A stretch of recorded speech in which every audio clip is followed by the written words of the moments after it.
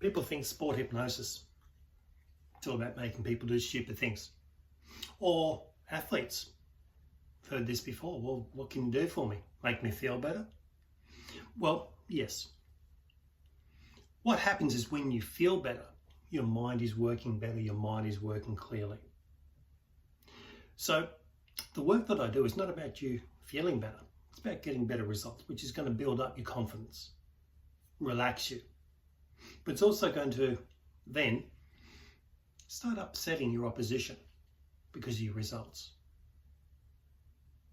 Too many people fail to take this step into working with peak performance mindset because I don't know what it's about. They don't know what sort of results. I'm going to show you. Give me a couple of minutes. I'm going to describe and show you a real measured result from one of my clients back in 2008.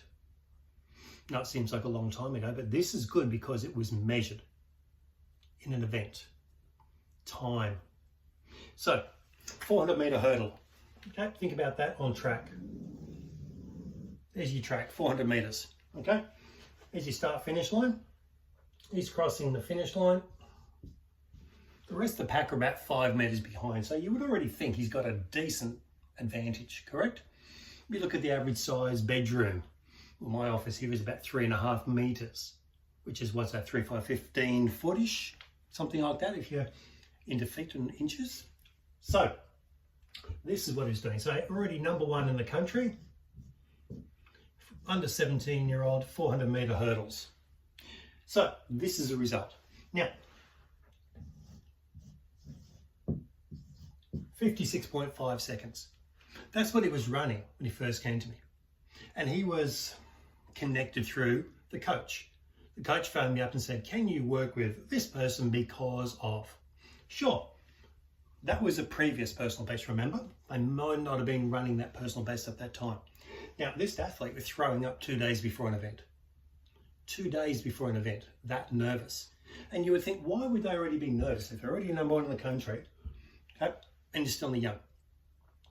Because they put a lot of pressure on themselves. Not just him, coach, family. They put all this pressure on and ended up going backwards because of it. If you're throwing up 2 days before an event, there's something going on, not physically, mentally.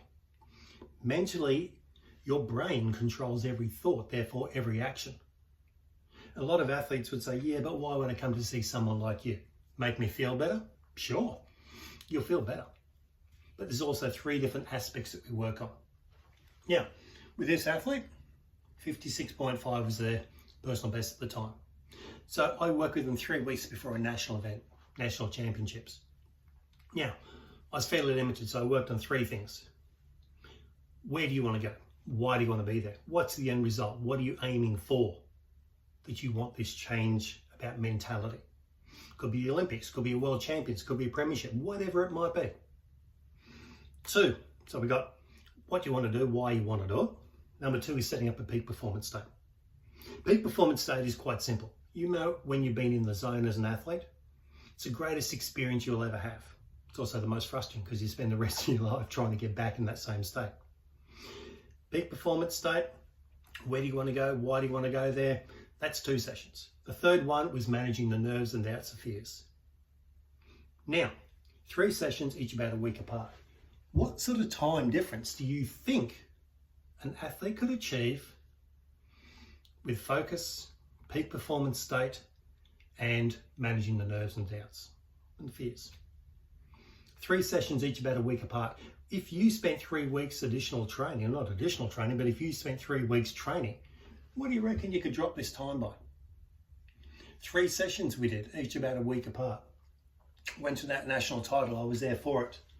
Okay, think about it. When athletes break a new personal best, generally by 0.1, 0.2, remember, we're only talking about a 1 minute event, just 1 minute. 1/10 of a second, half a second, 1 second. Have a think about it. They're already number one in the country, under 17. Bang. 3 sessions, each about a week apart. I was there for that nationals, and he got up and ran a new personal best, 52.6. Think about that. 52.6 is a 3.8 9-second reduction off his personal best that he probably wasn't even running at that time. Think about that. That takes a lot of time and energy and effort from the physical aspect. You deal with the mental aspect of it, that's the results you can expect. That is I think it's about a 6.9% reduction. So when you're after and you hear people talking about the 1%, the 0.01% difference, there's 6.9% measured as a result.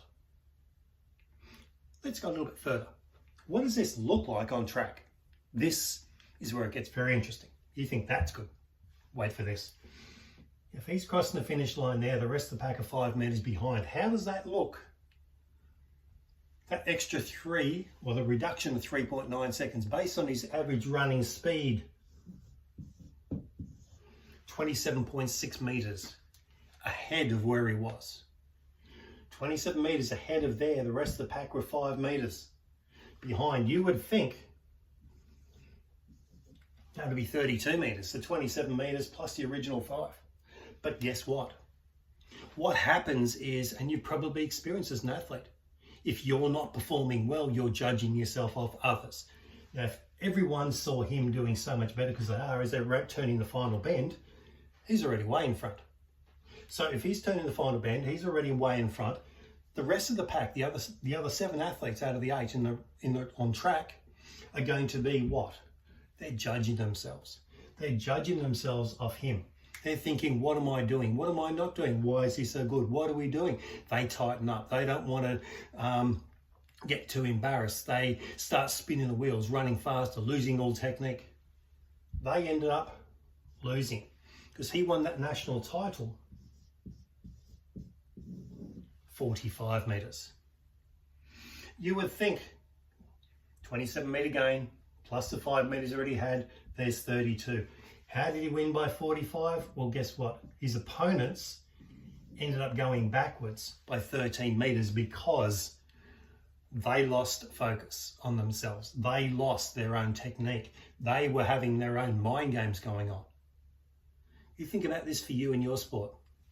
This is 1 minute, less than a minute, 3.9 seconds, 6% reduction.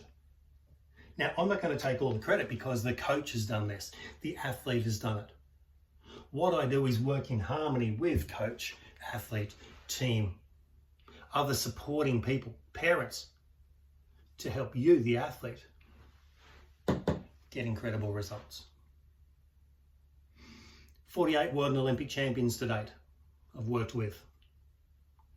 Online programs, face-to-face programs. You, as an athlete, need to be doing the best thing you can this year. This is your year, 2025. How's it going to look? If you want to look at getting the edge in your sport, gaining over the opposition, we didn't make this athlete run faster. He had that potential within him, but the potential was hidden through nerves, through doubts, through fears, through not having the right focus. You can't drop 3.9 seconds just by training harder. That information, that training was all in place. And the coach knew that.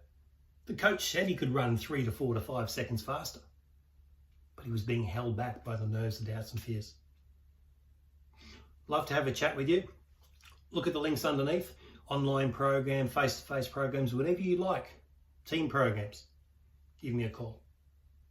I'm Stuart Walter, the athlete's secret weapon.